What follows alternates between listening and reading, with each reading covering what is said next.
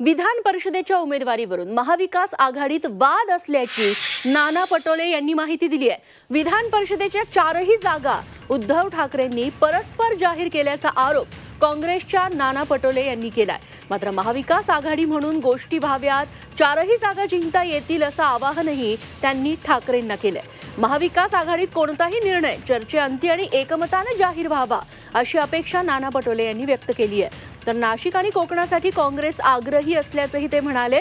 त्यांना प्रत्युत्तर देताना ठाकरे गटाचे अंबादास दानवे यांनी कोकण आणि नाशिक हे ठाकरे गटाच्या परंपरागत जागा आहेत असंही त्यांनी सांगितलं।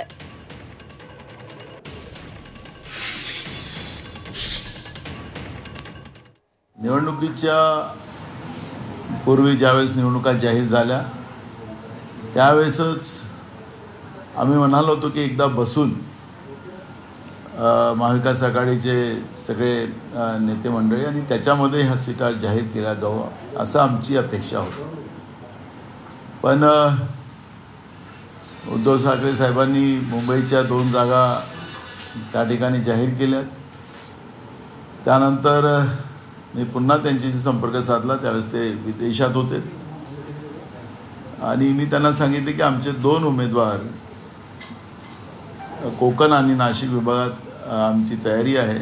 त्याप्रमाणे त्यांना उमेदवार मी सांगितलेत। आमचं रमेश कीर हे कोकण पदवीधर मतदारसंघ आणि टीचर मतदारसंघामध्ये गुळवे अशी नावं आम्ही त्यांना सांगितली। पण गुळवेला बोलावून त्यांनी त्यांचं कंगन बांधून त्यांना तिकडे तिकीट जाहीर केली।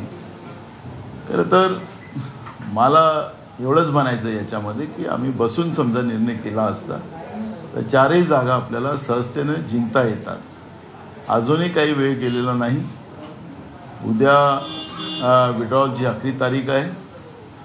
आम्ही मुंबईमध्ये आम्ही कुठलाही अर्ज भरला नाही आहे।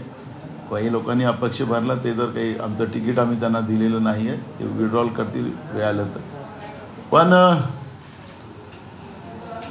ह्या सगळ्या गोष्टी बसून व्हाव्यात, महाविकास आघाडी म्हणून व्हाव्यात अशी काँग्रेस पक्षाची भूमिका आहे।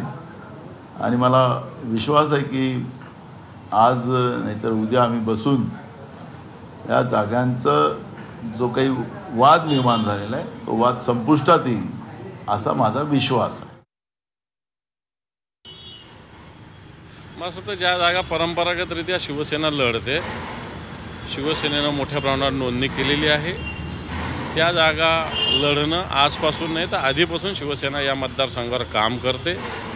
ऑलरेडी शिवसेनेचं या ठिकाणी आहे, जसं आता नाशिकमध्ये जो शिवसेनेचा उमेदवार शिवसेनेचा पुरस्कृतच होता ना, आहेच ना, तिथं काय चर्चा करायची। राहिला कोकणचा, तर कोकणात मागच्या वेळेस काँग्रेस आणि शिवसेना कोणी किती मतं घेतली होते चांगल्या पद्धतीनं माहीत आहे, त्यामुळे शिवसेना तिथं लढते।